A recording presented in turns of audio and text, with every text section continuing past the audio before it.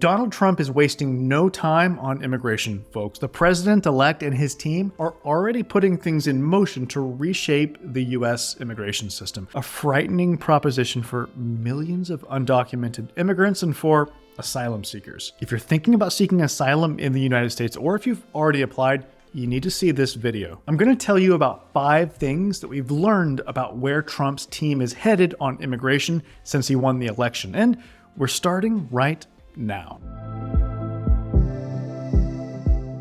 I'm Brian Manning, and I used to be an asylum officer with the government, but now as an asylum lawyer, I help immigrants all over the country to secure their future in America through asylum. Let me know in the comments if you've got an asylum case pending, or maybe you're considering applying. And listen, I'd especially like to hear from you. If you've been waiting for an asylum interview with USCIS for multiple years, let me know in the comments how long you've been waiting. It's just days after the election, and Donald Trump is making moves on immigration. While Trump's first term saw aggressive anti-immigrant policies, many were blocked by courts or failed due to poor planning. But this time feels different. Trump has seasoned policy experts and strategists who know how to push through an anti-immigrant agenda. And we know what this will look like because Trump's team has created a comprehensive blueprint called Project 2025. Let me tell you about 5 of the most alarming things they're planning to do, according to plans that they've discussed in the days after the election. First, Trump wants to essentially end asylum at the southern border by reinstating the Remain in Mexico program. This would force asylum seekers to wait in dangerous Mexican border towns while their cases are processed. And I can tell you from my experience as an asylum officer that this makes it nearly impossible for people to successfully pursue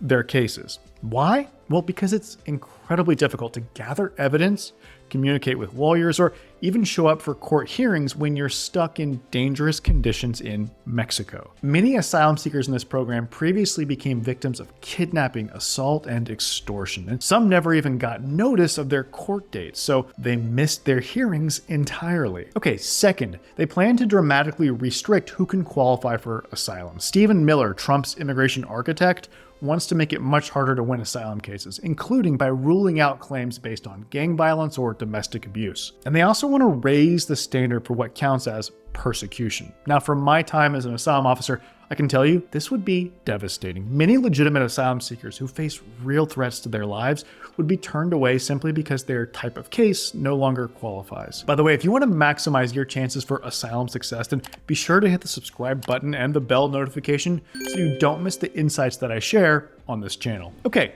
third on our list, the Trump administration wants to expand what's called expedited removal. This means fast-tracking deportations for anyone who fails their initial asylum screening called the credible fear interview. Now, as a former asylum officer who conducted these credible fear interviews, I can tell you they don't give asylum seekers a fair chance to really explain their case. These credible fear interviews are normally conducted by telephone, usually while people are still detained and usually without any chance to submit evidence. And now the Trump administration wants to apply this process throughout the entire United States, not just near the border, and also to people who've been here for up to 2 years, not just recent arrivals. Okay, fourth on the Trump team's list, they want to end all of Biden's legal pathways for asylum seekers. Now, this includes the CBP-1 application that lets people schedule appointments at ports of entry, and humanitarian parole programs that have helped over 530,000 people from crisis-ridden countries to enter legally. It includes the so-called CHNV program,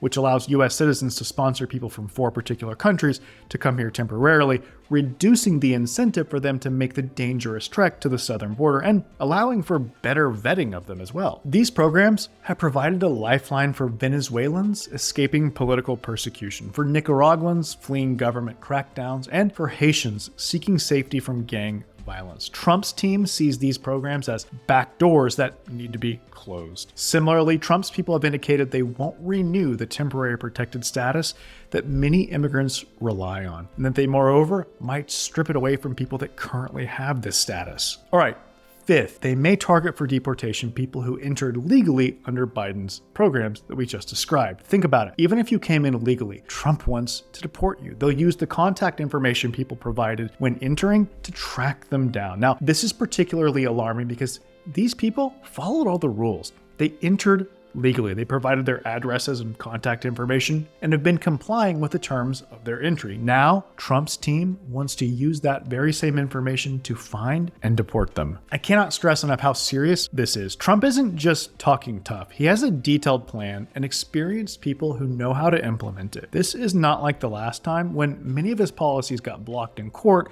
or as people were just too incompetent to carry them out. His team has carefully crafted these new policies to try to withstand legal challenges, and there are now people involved who know how to actually work the system. Now listen, there are some diplomatic complications that could slow things down. Countries like Cuba, Nicaragua, Venezuela, and China often refuse to accept deported nationals, but Trump's team is already planning ways around this, including by sending people to third countries instead of to their homeland. Now, they've done this before. At the end of Trump's first term, they started deporting some migrants to Guatemala rather than their home countries. Now, listen, I do have some hope that the courts may still block at least some of the most odious of Trump's immigration measures, but we really can't be certain that that will happen. So listen, if you're thinking about seeking asylum, or if you've already applied but you haven't had your interview yet, you need to act now. Don't wait. The asylum system as we know it could essentially disappear under Trump eventually. And even if you entered legally under one of Biden's programs, you could be at risk. Having an asylum application pending could protect you from being deported. And remember that it'll take some time for much of what Trump's planning to actually get implemented and to start having an impact. It's likely that things will only get harder for asylum seekers